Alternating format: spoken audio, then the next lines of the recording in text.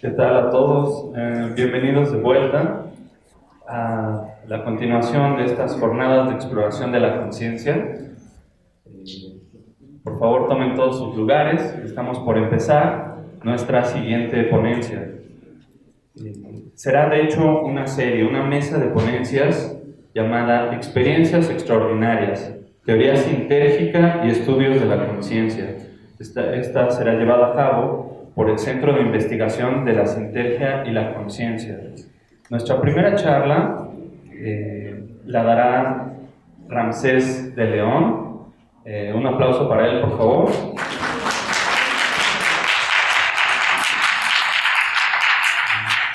El nombre de la charla es Parapsicología y Estudios sobre la Expansión de la Conciencia. Ramsés de León es investigador en jefe de la Unidad Parapsicológica de Investigación, Difusión y Enseñanza, miembro fundador del Centro de Investigación de la Sintergia y la Conciencia, Office Manager y Enlace Internacional para México de la Parapsychological Association, miembro de la Society for Scientific Exploration.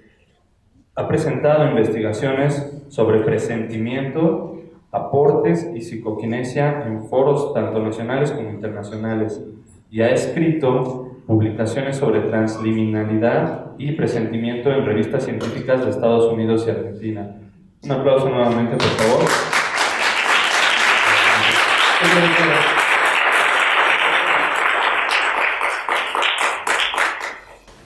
Excelente. Muy buenas tardes, espero que hayan tenido una buena comida. Como Álvaro ya me presentó, servidor, Ramsés de León, y quiero empezar esta presentación hablando inicialmente sobre lo que implica la parapsicología. Por favor. La Parapsychological Association define parapsicología como el estudio académico y científico del fenómeno psi. Este fenómeno involucra experiencias que podríamos denominar inusuales y involucran tres particulares categorías. La percepción extrasensorial, que incluye telepatía, precognición, visión remota, presentimiento. La psicoquinesia, donde podemos encontrar fenómenos como sanación directa o a distancia, aportes, fenómenos poltergeist, entre otros. Y la hipótesis de la supervivencia a la muerte física, de la conciencia a la muerte física, con fenómenos como experiencias cercanas a la muerte, en la cual Eros ya mencionó algunos, fenómenos de reencarnación, experiencias extracorpóreas, apariciones, memorias localizadas, entre otros.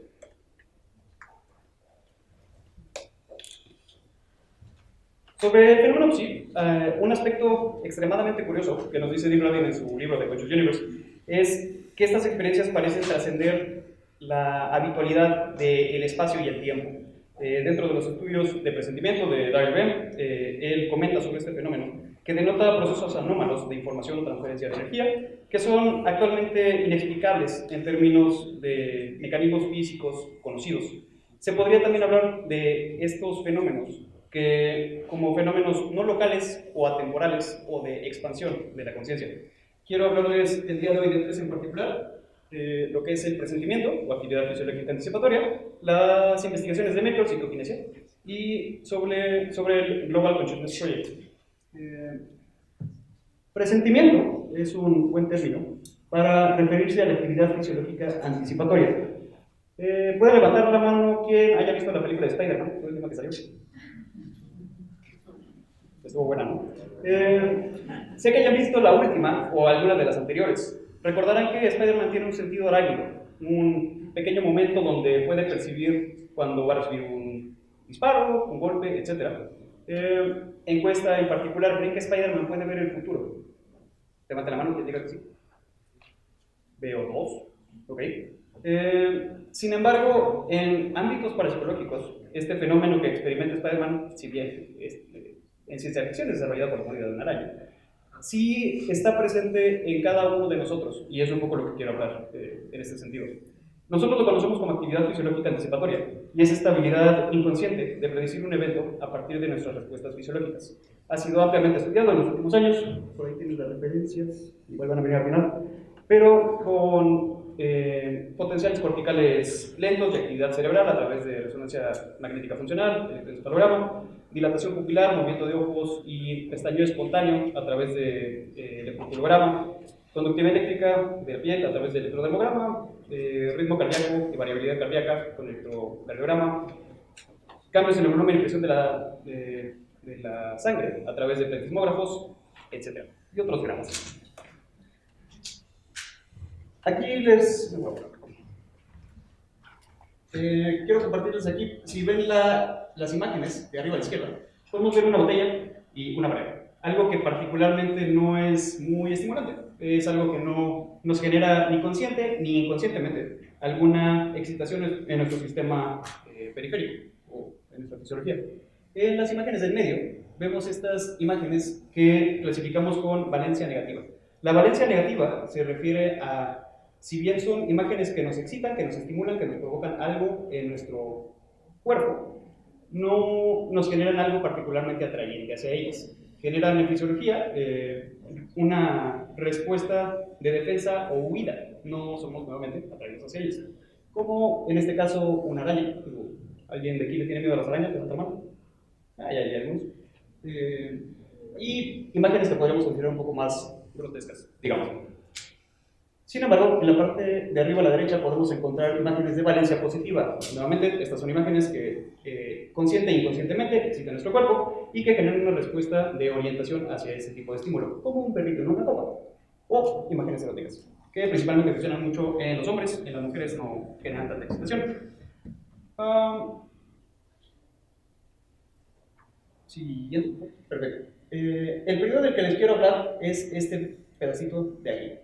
Esta es una gráfica donde podemos ver que el estímulo se presenta durante 3 segundos ante una persona. Y esta es una gráfica de un tipo de experimentos con conductividad eléctrica.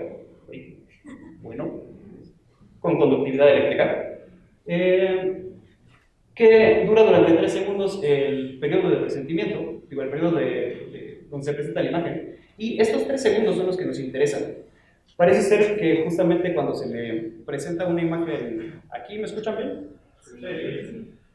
Cuando se le presenta una imagen de índole excitatoria, valencia positiva o negativa, a las personas, en los 3 segundos previos a la presentación del estímulo, hay una diferencia particularmente y estadísticamente significativa entre la línea base, que pueden ver aquí que es negra, bueno, aquí está más grande, y estas dos, que son correspondientes con los estímulos, como las imágenes de arriba. La diferencia de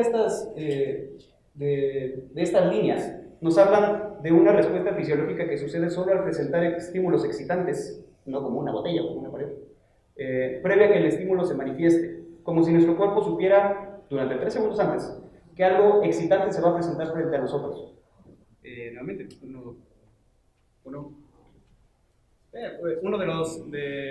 un buen ejemplo de esto, nuevamente, es este de... Más o menos. Como mencioné, justamente es muy relacional con el sentido arácnido de Spider-Man en ese sentido, ¿no? ¿Qué posibles aplicaciones hay para esto? Si pudiéramos instalar este tipo de sensores en los coches, podríamos detectar en qué momento hay una diferencia en la línea base de nosotros y mandarle energía a los frenos cuando hay una desviación estadísticamente significativa para que nuevamente haya una mayor seguridad, porque podríamos estar a punto de chocar. Aplicaciones militares como aplicaciones militares como nuevamente sensores de ritmo cardíaco, que nuevamente después de su línea base podamos detectar las desviaciones significativas al respecto de esto. Podría ayudar a evitar emboscadas, disparos, minas, etc. Siguiente, por favor. Sobre el presentimiento, el punto que quiero compartirles es que es un fenómeno que hemos estado estudiando durante casi 30 años, bastante replicable y que puede tener aplicaciones muy útiles. Sin embargo, nos habla de la expansión atemporal de la conciencia. Nuestra conciencia puede percibir eventos del futuro y también influir en algunos del presente. Quiero hablarles sobre la investigación con estos dispositivos sobre micropsicoquinesia. ¿Cómo explico? ¿Bien? Ok, me sigo. Quiero hablarles sobre la investigación sobre micropsicoquinesia ocupando generadores de números aleatorios. Este tipo de dispositivos son maquinitas que empezaron a través de dispositivos mecánicos, luego ocupando decaimiento radiactivo para generar estas distribuciones aleatorias de secuencias. Básicamente, piénsenlo como dispositivos que lanzan monedas, unos y ceros, puede caer cara o cruz. Si lanzamos una moneda 100 veces, estadísticamente podemos esperar que caigan 50 veces cara y 50 veces cruz. Lo que nos permite este tipo de dispositivos, ya no ocupando sistemas mecánicos o de otro tipo de índole como el software, que podríamos atribuirle la reducción del algoritmo, etc., nos permiten hablar o nos permiten medir la influencia psíquica que tenemos sobre este tipo de dispositivos. Últimamente los que ocupamos, como el Celeron o el TrueNG3, ocupan este tipo de mecanismos cuánticos, que no se ve en el videito. Ahí se le puede poner play y está bien, si no... perfecto. Ese video lo que nos habla es del tunelaje cuántico, que ocupan estos dos tipos de dispositivos. El tunelaje cuántico es un fenómeno físico, no parapsicológico, que nos habla de cómo una partícula puede comportarse como onda o como partícula. Al momento de rebotar contra una pared, si ven, podemos ver en verde la línea de probabilidades que está teniendo de que se mantenga del izquierdo o se pase del lado derecho. Sin embargo, si nosotros aventamos pelotas a una pared, no vamos a esperar a que ninguna de las pelotas atraviese la pared. Esto es diferente en la física cuántica. Algunas veces las pelotas van a poder atravesar la pared y otras veces no. Pero esto nos ayuda a medir muy puntualmente que no haya una interacción de ambiente, etc. Algo que, para poder descartar variables, y solo nos quede la conciencia. Y en este tipo de investigaciones con micropsicoquinesia, siguiente por favor, a través de displays como de juegos, por ejemplo, que ayudan mucho a mantener la atención de las personas, ayudan a, por ejemplo, pedirle a una persona que mueva esta pequeña nave, que la rote hacia el lado derecho, y está conectado con este generador. Esperaríamos que 50% de las veces gira hacia el izquierdo, 50% de las veces gira hacia el derecho. Sin embargo, el promedio en general que logra la gente es un 5% de modificación en este fenómeno. Es decir, que 45 veces gira hacia el lado que quieran y 45 hacia el lado contrario. Esto podrá ser un efecto muy pequeño, pero replicado en tantos momentos o entre tantos experimentos, es altamente significativo.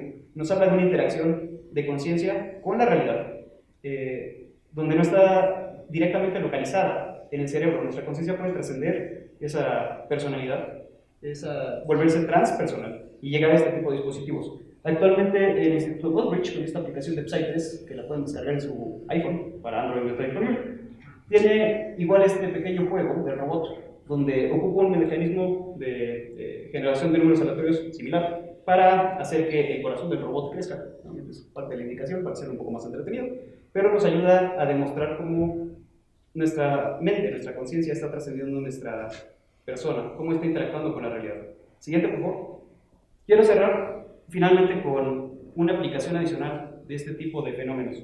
A través de este proyecto, el Global Consciousness Project, o Proyecto de Conciencia Global, donde en cada uno de estos elementos negros, todo el mundo, son este tipo de maquinitas, estos lanzadores de monedas, y están instalados desde hace 30 años, si no me equivoco. Empezó por Roger Nelson en la Universidad de Princeton, y lo que está diciendo, o la propuesta, es que si promediamos todos estos generadores de números aleatorios al mismo tiempo, podemos obtener datos sobre el inconsciente colectivo de manera global, o la noósfera, en algunos otros términos. Algunos puntos interesantes sobre este experimento en particular fue en el ataque de las Torres Gemelas, donde pueden ver en negro la probabilidad esperada de que se mantenga 50 veces cara, 50 veces cruz, manteniendo la alegoría, y la línea roja es la probabilidad, cómo fue sucediendo. Y durante el día del 27 de septiembre, la desviación se ve extremadamente amplia, desafía la estadística en ese sentido. Es algo que que científicamente es estadísticamente significativo, no es algo que esperaríamos en la probabilidad de la distribución normal. Última lámina, por favor.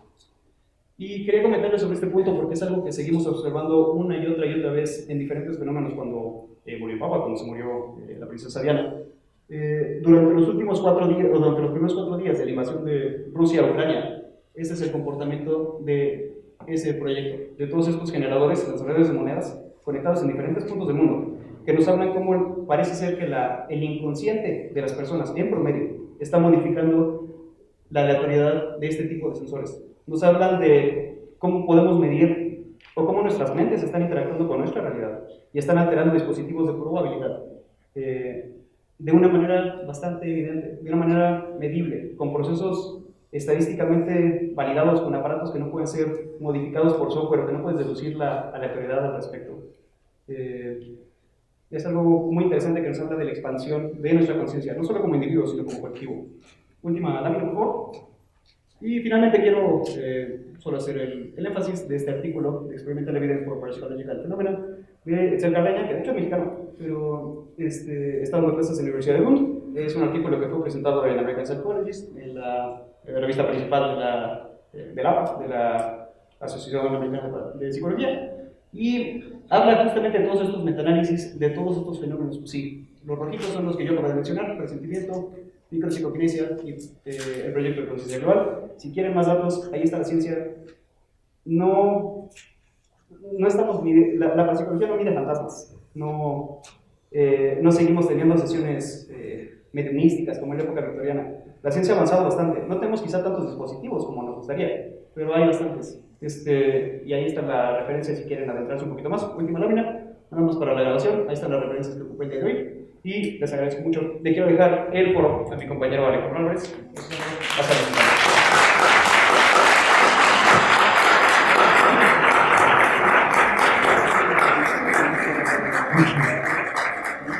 Bueno, pues fascinante presentación de Ramsés. Continuará con la nueva charla Despertando lo Extraordinario, Enteógenos, Actividad Cerebral y Experiencias Extraordinarias. Está a cargo de Alex Álvarez. Por favor, un aplauso. Adelante.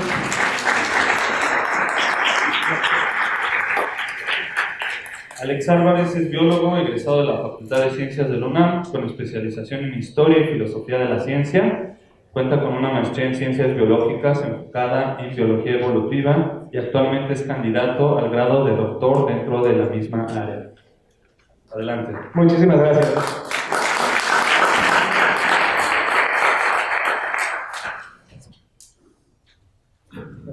Quiero comenzar esta plática. Si regresas tantito, por favor. No, la anterior. Como ven, el título de la charla es Despertando lo Extraordinario, Enteógenos, Actividad Cerebral y Experiencias Extraordinarias.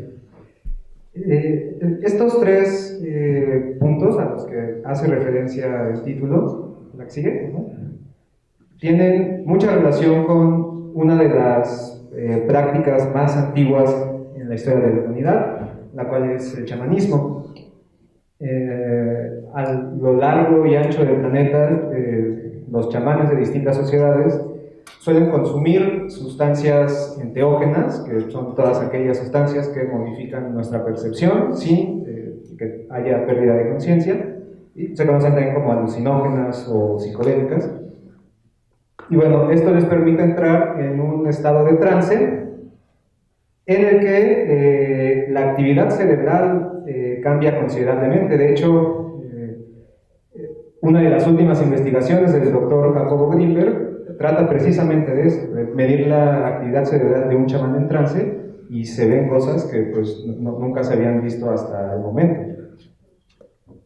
Y bueno, a lo largo de las distintas ceremonias o rituales que llevan a cabo los chamanes, pues tienen distintas experiencias que catalogaríamos como extraordinarias, o experiencias místicas, experiencias psicodélicas, son algunos de estos sinónimos. ¿La que sigue, por favor? Bueno, esta práctica se conoce desde hace miles de años. Evidentemente, pues los chamanes no tenían laboratorios donde pudieran extraer componentes activos y fabricar sustancias como ocurre en la actualidad. Ellos pues, tienen un gran acervo, una gran sabiduría y sabían cuáles plantas, cuáles hongos proporcionaban este tipo de sustancias y les permitían entrar en este estado de éxtasis, que también se conoce como estado de trance chamánico o estado de conciencia chamánica, que de hecho no tiene mucho que ver con la definición típica de éxtasis, más bien hace referencia a un estado en el que se presentan experiencias extracorporales. Y bueno, no cabe aclarar que no todas las sociedades chamánicas recurren a este tipo de sustancias. De hecho, en algunas es hasta mal visto. Ellos prefieren entrar a este estado de manera natural, por medio de bailes, por medio de tambores, entre otros métodos. Y bueno, como les mencionaba, el uso de sustancias enteógenas está muy extendido en distintas sociedades a lo largo del planeta. Por ejemplo, tenemos la tribu de los Jibaro en la Amazonia, que ingieren una bebida a base de narcóticos durante la ceremonia de iniciación chamánica. En Siberia están los Ostia, que consumen hongos alucinógenos. Y bueno, esto con la finalidad de poder recuperar el alma del paciente con el que están tratando en ese momento. Del otro lado del mundo, en California, los Yakut consumen una bebida a base de estratomio, que es una planta con una gran concentración de alcaloides, y que, bueno, esto lo hacen para obtener su espíritu animal. Y finalmente, también en el Amazonia están los Conibo, que utilizan la ayahuasca en distintas ceremonias. Estos son solo algunos ejemplos. Hay muchos más, pero pues simplemente para ejemplificar este punto. Cuando los chamanes llevan a cabo alguna de estas ceremonias, pues es bastante común que ocurran o que ellos tengan experiencias o manifiesten, digamos, habilidades sobrehumanas o extraordinarias que comúnmente catalogamos como habilidades psíquicas. Sin embargo, pues hay un problema con este término, ya que pues bueno, digamos que no es muy bien visto en distintas esferas académicas. Por eso a mí me gusta un término diferente, pero que hace referencia a lo mismo, el cual es habilidades supernormales. La importancia de esto es que le quita automáticamente esa connotación a digamos, paranormal o sobrenatural a este tipo de habilidades y digamos, le otorga una naturaleza humana. De hecho, el mismo término supernormal quiere decir que está por encima de lo normal o que excede a lo normal o a lo promedio. Este fue acuñado por Frederick Myers a finales del siglo XIX, uno de los fundadores de la Sociedad Británica para la Investigación Psíquica, y Myers creía que estos fenómenos pues, eran considerados anómalos o increíbles, pero que conforme fuéramos mejorando el entendimiento de nosotros mismos, pues íbamos a tener una mejor comprensión de estos y ya empezarían a ser vistos como algo normal. Y bueno, en Occidente la investigación con este tipo de sustancias es relativamente reciente, alrededor de los años 50. Uno de los personajes centrales fue el Dr. Quaritch, a quien distintas agencias de inteligencia estadounidenses reclutaron para llevar a cabo una serie de expediciones a México con el fin de encontrar lo que ellos llamaban el hongo de los dioses, el cual pues, habían escuchado que era un hongo que otorgaba capacidades supernormales. Hubo varias expediciones hasta que finalmente dieron con el hongo, el cual se conoce como psilocibe mexicana, a partir del cual se extrae la psilocibina. Y bueno, a partir de esto pues comenzaron distintas investigaciones que derivaron en algunos algunos de los experimentos más famosos e infames, diría yo, como el proyecto MK Ultra, que era un proyecto de experimentación humana con el fin de obtener control mental sobre los seres humanos. Y bueno, unos años después empezó a desarrollarse otro proyecto que para nada se compara con el MK Ultra, es un proyecto, digamos, benigno, el cual se conoce como Proyecto Stargate, en el que la finalidad era entrenar personas para convertirlas en espías psíquicos y pues de esa forma obtener información que no era posible obtener por medios convencionales de los rivales soviéticos. Como dato curioso, al mismo tiempo en la Unión Soviética se estaba llevando una investigación similar, lo cual pues como cada parte no sabía que su rival estaba llevando a cabo esta investigación. ¿La que sigue? Bueno, al mismo tiempo se dio todo este movimiento de contracultura, el movimiento hippie, en el que pues, el consumo de estas sustancias empezó a crecer exponencialmente para fines recreativos, y también empezó la investigación psiquiátrica con estas sustancias, ya que pues, se veía cierto potencial para varias de estas, como el LSD, el MDMA o la psilocibina. Pero pues ante el frenesí que provocó todo esto, pues la FDA decidió prohibir la investigación y pues hasta finales del siglo XX fue que se empezó a retomar. Bueno, ahora sí entrando al punto central de esta charla, se ha visto que hay cierta relación entre el consumo de enteógenos y las habilidades supernormales. Dado que se han realizado algunos estudios experimentales, pero muchos, como en teoría no era tan permitido, pues se obtenía información a través de cuestionarios donde se veía que pues sí había una correlación entre el uso de ciertas drogas y las experiencias extraordinarias o transpersonales. Curiosamente, pues, se ve que distintas sustancias provocan distintos tipos de experiencia. Por ejemplo, el consumo de DMT se asocia mucho a encuentros con entidades, mientras que la ketamina tiene mucha relación con experiencias extracorporales. Y la marihuana, en cambio, se relaciona mucho con experiencias telepáticas. Y de manera general, a partir de los experimentos que se han hecho, en donde a un grupo de personas se les da una de estas sustancias, se le asignan diversas tareas psíquicas y se comparan con un grupo control al que no se les da nada, pues se ha visto que el grupo experimental tiene un mejor desempeño en estas tareas, que es muy por encima de lo que se espera por azar. La que sigue, por favor. En los últimos años, toda esta parte se ha empezado a estudiar a nivel de lo que ocurre en el cerebro. Y esto es muy importante porque, o sea, de alguna forma le empieza a quitar toda esta idea de que pues, son meras alucinaciones y cosas así. Se ha visto que, bueno, a nivel estructural, pues incrementa hay un aumento en la neuroplasticidad, un aumento en la formación de dendritas, una mayor ramificación de axones y bueno, también una mayor formación de estos.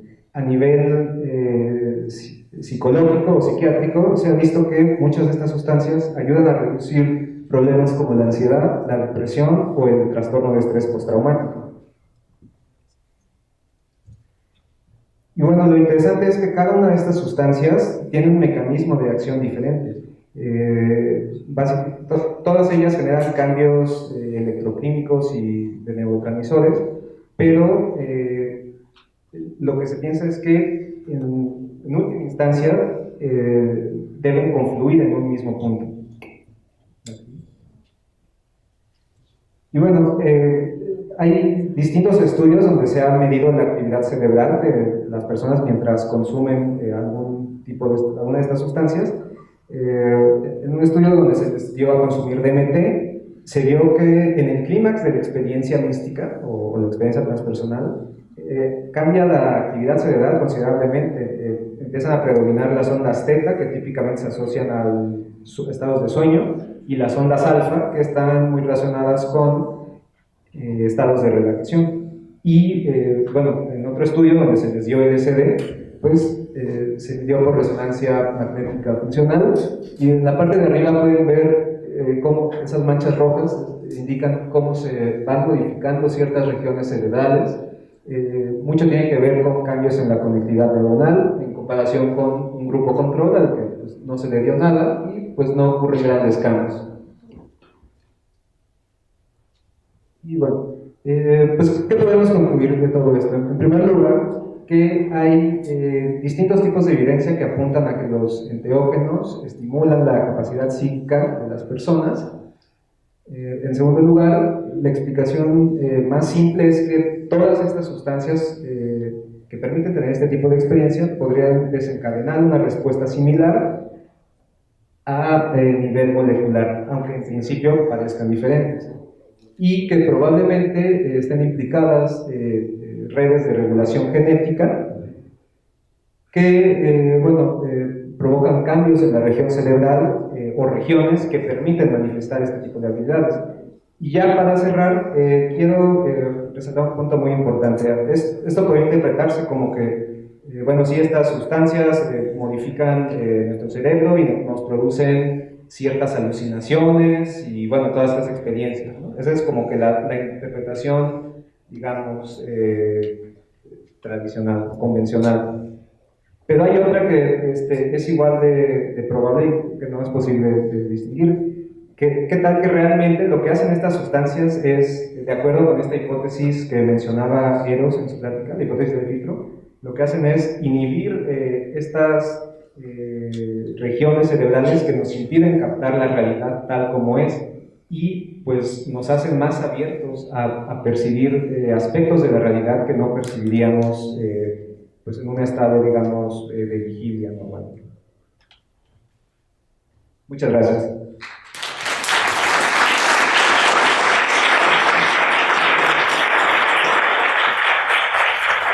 Muchas gracias a Alex Álvarez por su presentación. Nuestra siguiente ponencia es llamada Una aproximación a Jacobo Grinberg, la teoría sintérgica y sus posibles resonancias. Estará a cargo de Tere García de León. Un aplauso para ella, por favor.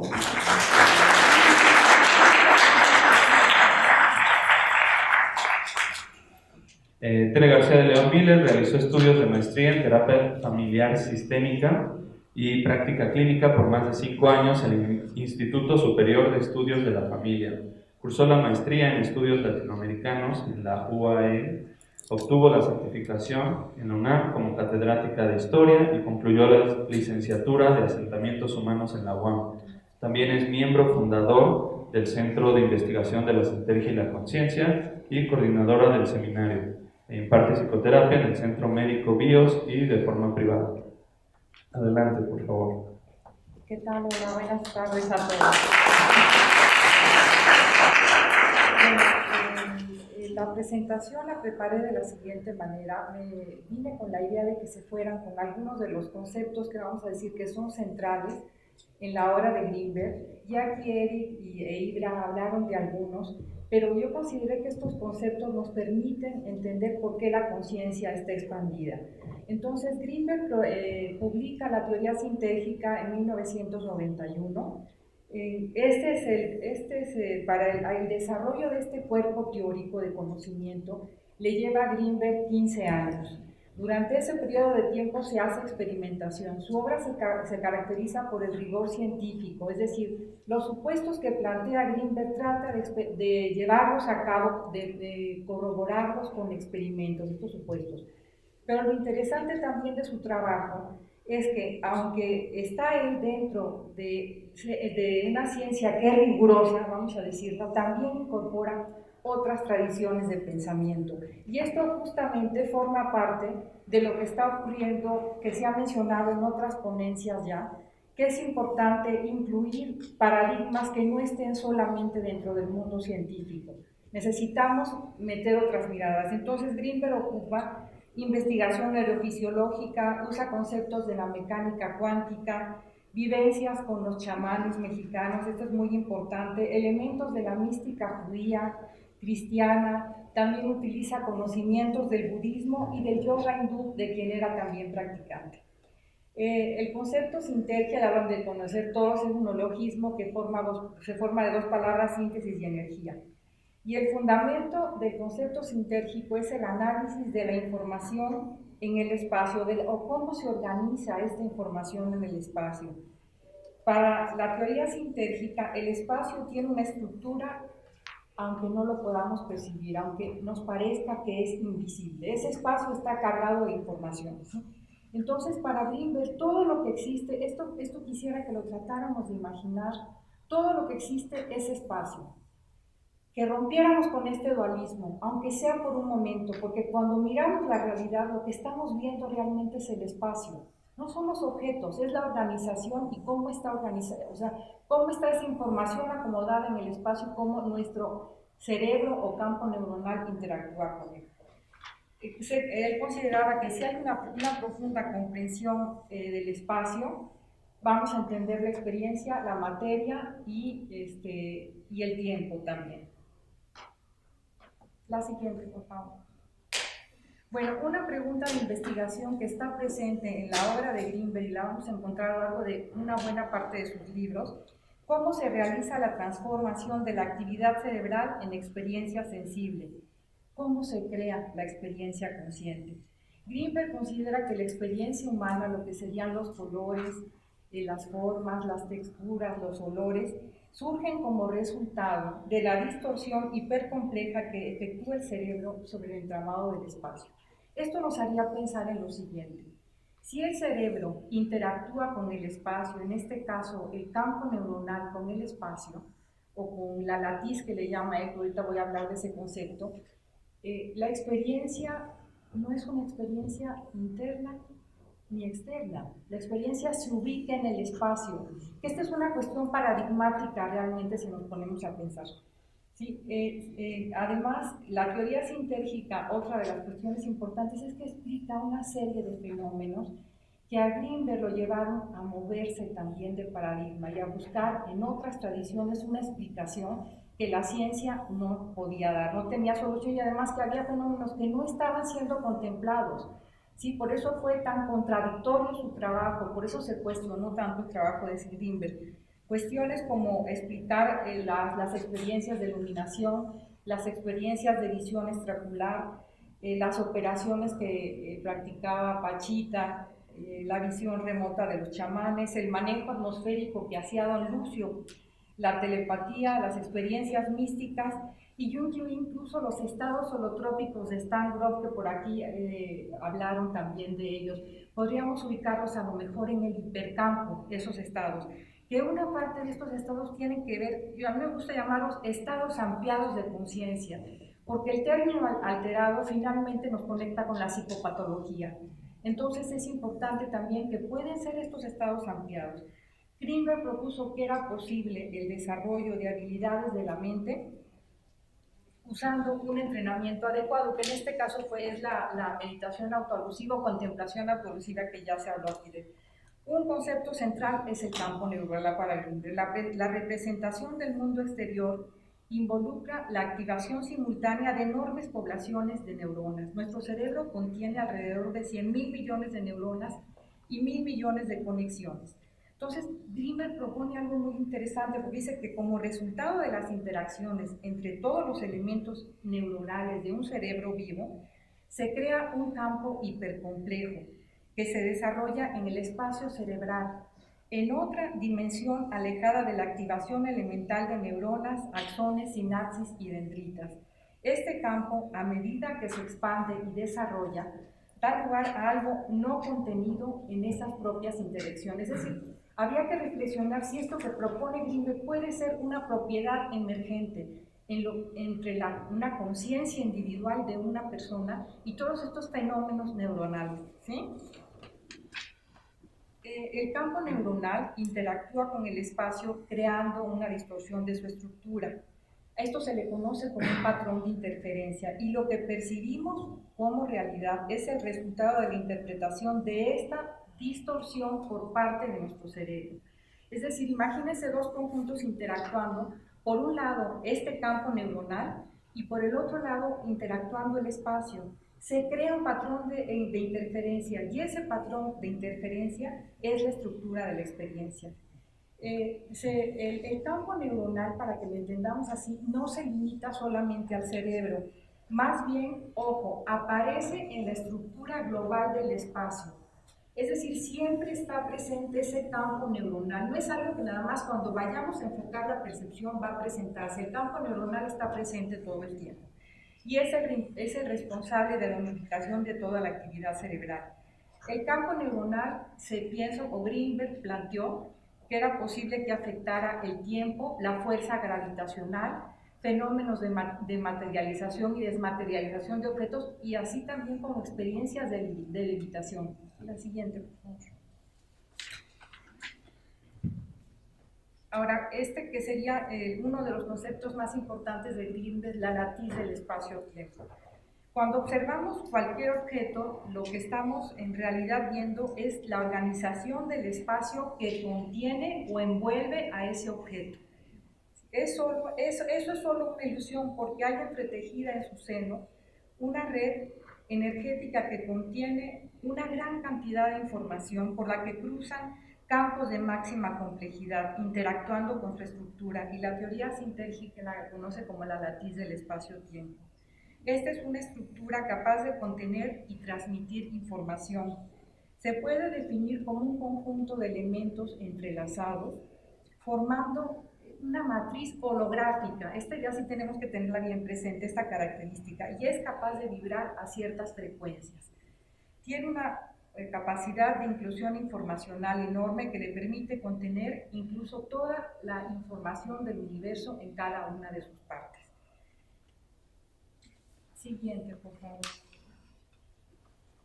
Aquí hay algunos conceptos, nada más que anoté, sobre el espacio. Esto es importante porque la organización del espacio es fundamental para Greenberg.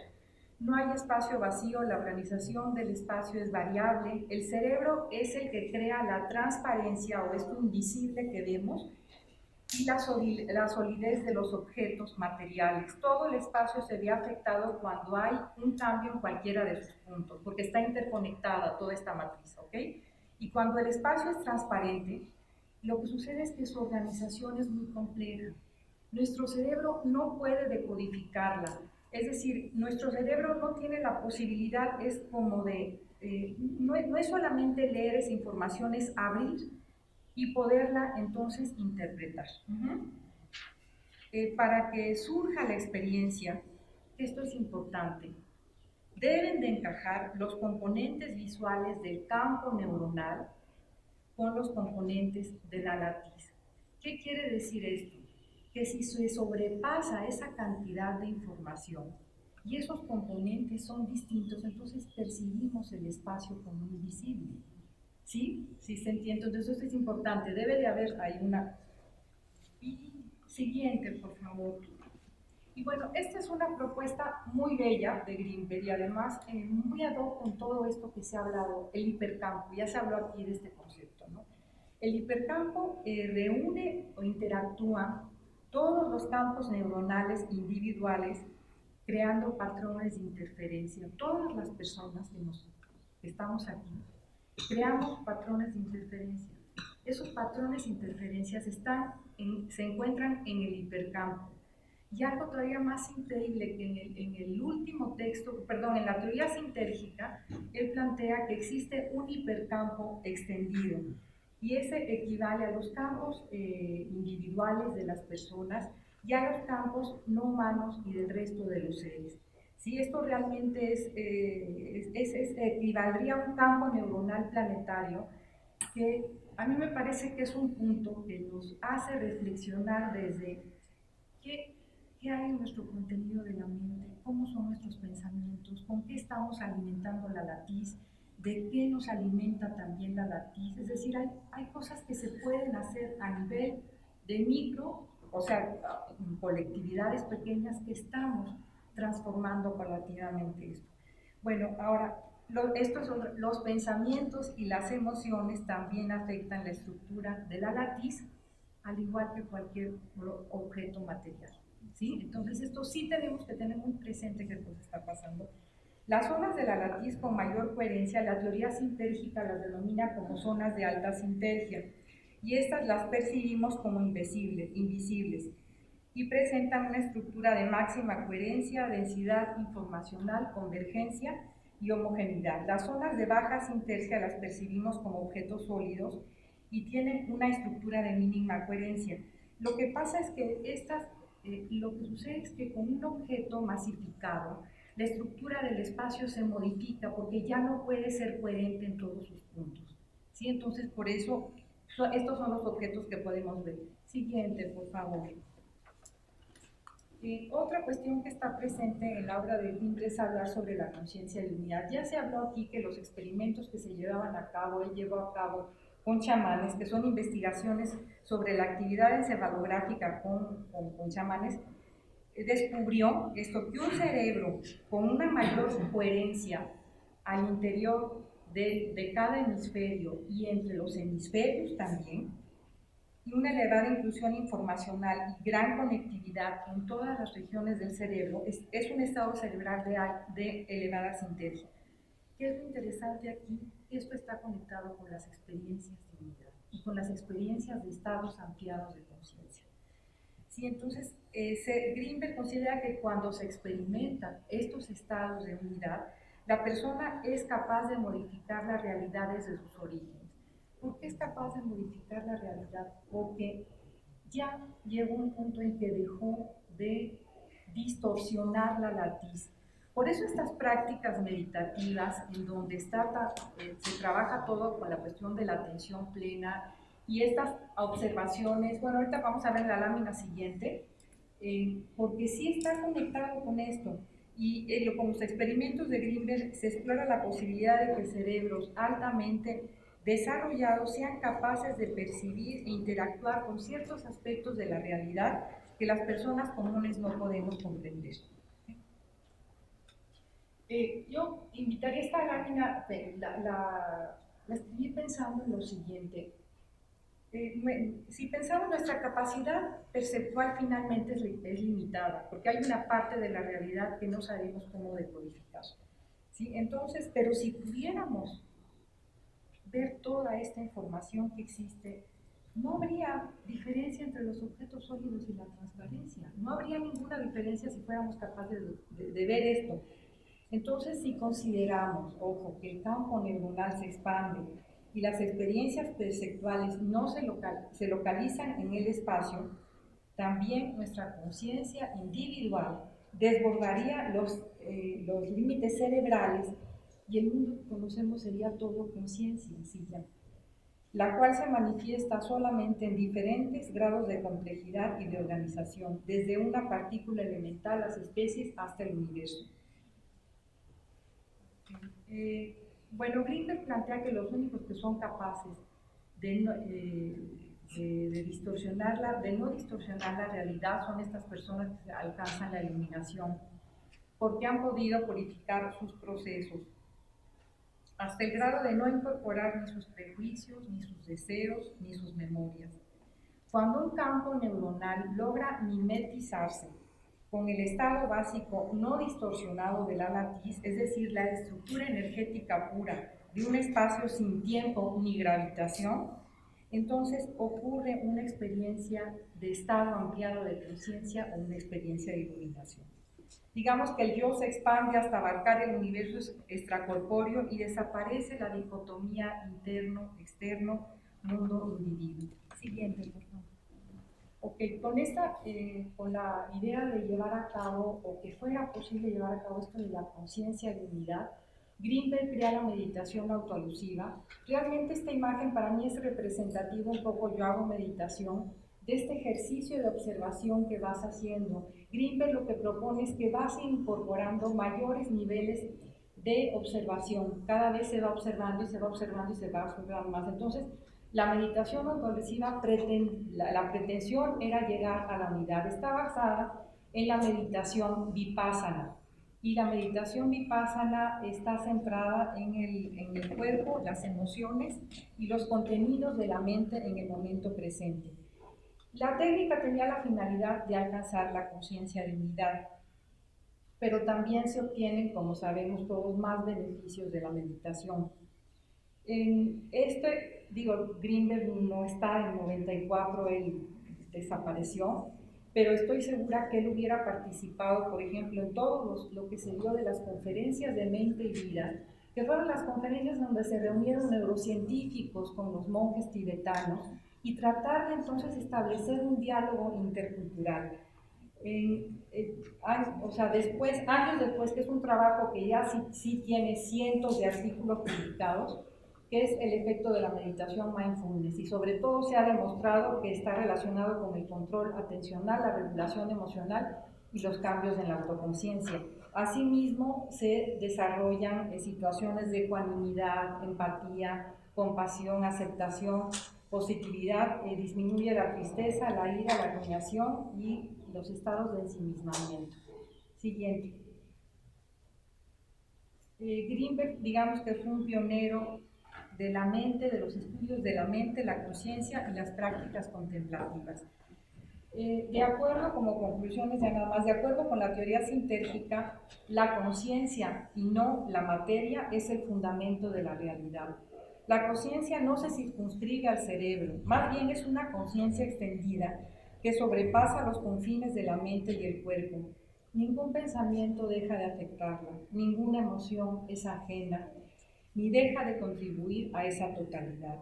A partir del trabajo desarrollado por Greenberg, podemos postular que la conciencia podría ser considerada un ladrillo fundamental de la naturaleza, el cual no solo subyace en nuestras experiencias subjetivas, sino que se extiende a algo universal en todos los seres vivos que nos rodean y además, y que cada ser vivo puede tener cierto grado de conciencia. Eso tenemos que tenerlo presente por todas las atrocidades que están pasando en el planeta. Otra cuestión es, no existen estos dos reinos independientes, sujeto que observa, realidad observada, interno, externo, mente, cuerpo, como dos realidades dicotómicas. Todas las cosas y sucesos observados están conectados y no son sino diferentes manifestaciones de una misma realidad en la que todo es conciencia. Siguiente y última.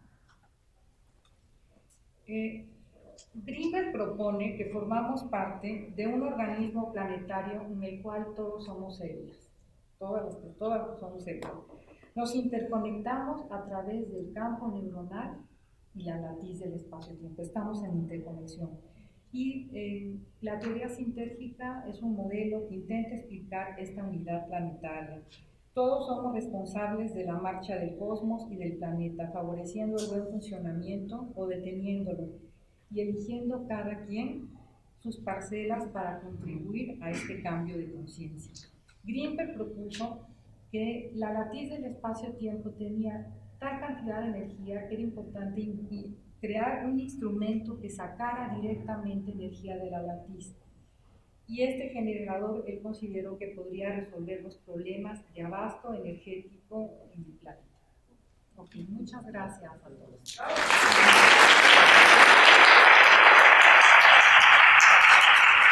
Un gran aplauso, por favor.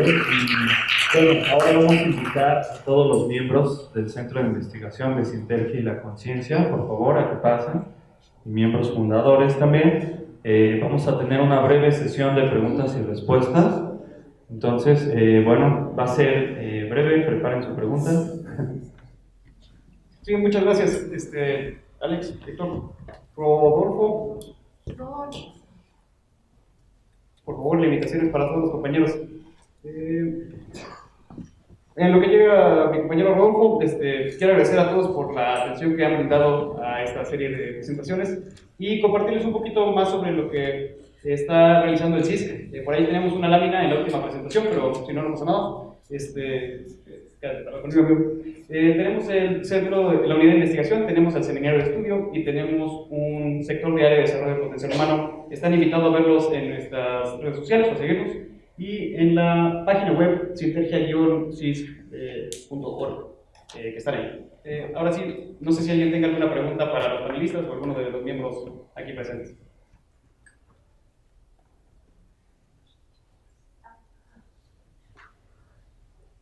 Hola, me llamo extraordinarios, esencialmente mexicanos. Tere ha sido mentora mía con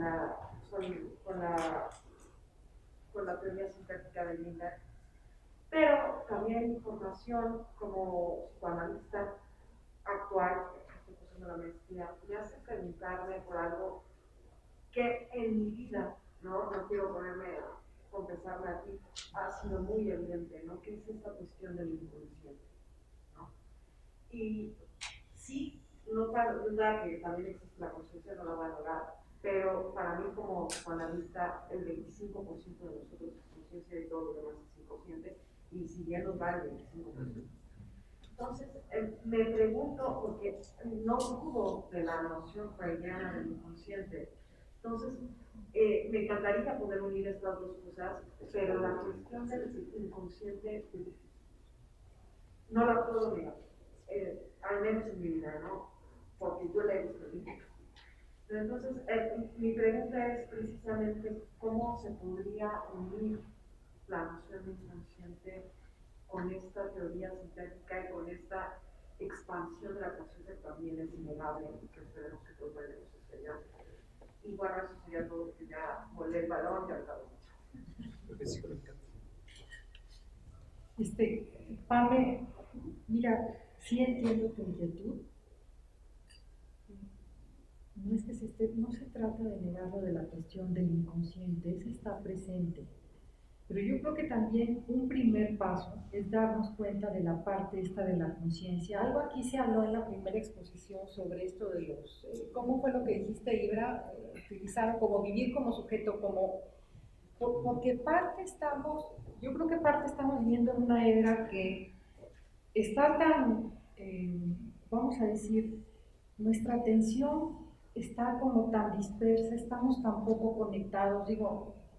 Que sí, yo creo que habría que volver a este trabajo incluso introspectivo también, porque yo siento que un trabajo introspectivo también te podría permitir enlazar más esta parte inconsciente con la consciente. Pero si estamos como todo el tiempo dándole la vuelta a la página y dándole la vuelta a la página y buscando mayor estimulación y mayor estimulación de cosas, finalmente es difícil conectarnos internamente. Entonces, no es que se niegue, yo creo, y yo creo que, ¿sabes qué? Que lo que uno descubre también es que desde el enfoque que uno trabaja va a haber que ir desarrollando esos puentes también, porque Greenberg también necesita que su trabajo siga presente, aunque él no esté vivo, él está aquí para nosotros. Entonces, no sé si tenemos tiempo para hacer una pregunta más.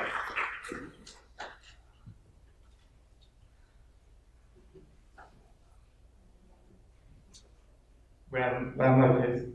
Yo tengo una duda porque tomando en cuenta la teoría sintérgica, esta parte inconsciente no se podría responder a partir de la información que existe en el campo y que no está siendo asimilada de una manera consciente, o sea, no se integran de cierta manera.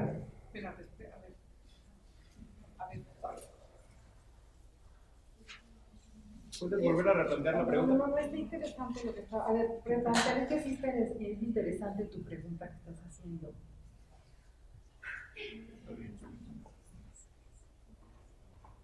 La pregunta es si el inconsciente podría estar, toda la información inconsciente que tenemos los seres humanos no está, digamos, de cierta manera integrada en la noosfera o en la latiz, como una información que simplemente no es asimilada hasta que pasa al consciente. No, es que toda esa información está en la latiz.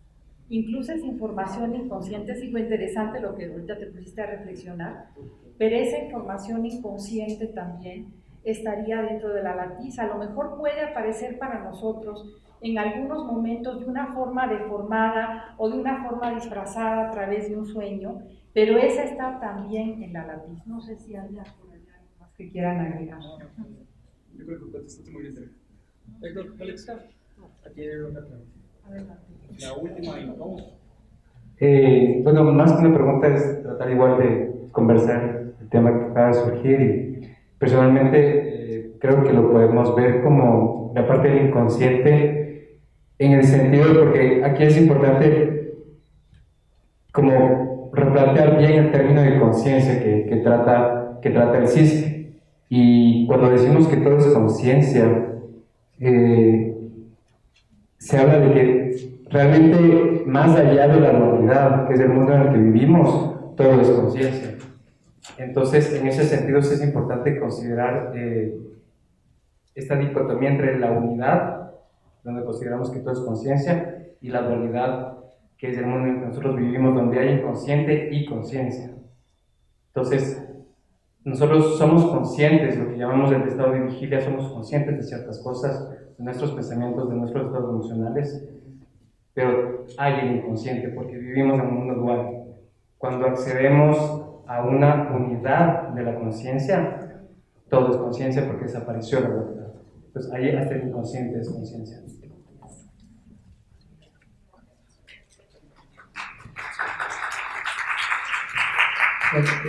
Simplemente para aclarar un poco sobre tu punto, hay varias acepciones al término conciencia. Creo que no tenemos, ¿verdad?, una diferenciación. Digamos, está una primera acepción que tiene que ver con esta capacidad que tenemos los seres humanos de distinguir lo que está bien y lo que está mal, digamos, por así decirlo, nuestra guía moral, ¿no? Por otro lado, tenemos la conciencia, que se escribe típicamente con SC, que es pues la capacidad que tenemos nosotros de darnos cuenta, de la capacidad que tenemos de reconocer nuestra realidad circundante. Esto es lo que digamos, es más fácil distinguirlo en inglés porque ahí sí hay un término específico para cada uno. A este último al que estoy haciendo referencia es lo que típicamente se conoce como awareness. El anterior, el que es como, tiene que ver con nuestro conocimiento de lo que está bien y lo que está mal, se conoce como conscience. Y está el término más subestimado, pero el más importante a la vez, que es la, digamos, conciencia con mayúsculas, lo que en inglés se conoce como consciousness. Esto tiene que ver con la conciencia como un sustrato de la realidad que precede a todo lo que viene después, por un nivel incluso inferior a las partículas subatómicas. De cierta forma, y haciendo cierta analogía, esto podría equivaler a la latiz, a partir del cual, como menciona Jacobo, una microdistorsión en la latiz equivale a, a partir de una microdistorsión surge una partícula subatómica. Y bueno, mientras más grandes sean las distorsiones, pues empiezan a surgir átomos, moléculas, etcétera, ¿no? Lo que se propone entre ellos David Chalmers, que es uno de los principales estudiosos sobre este tema, es que así como tenemos espacio-tiempo, la conciencia estaría a este mismo nivel o incluso un nivel inferior a este.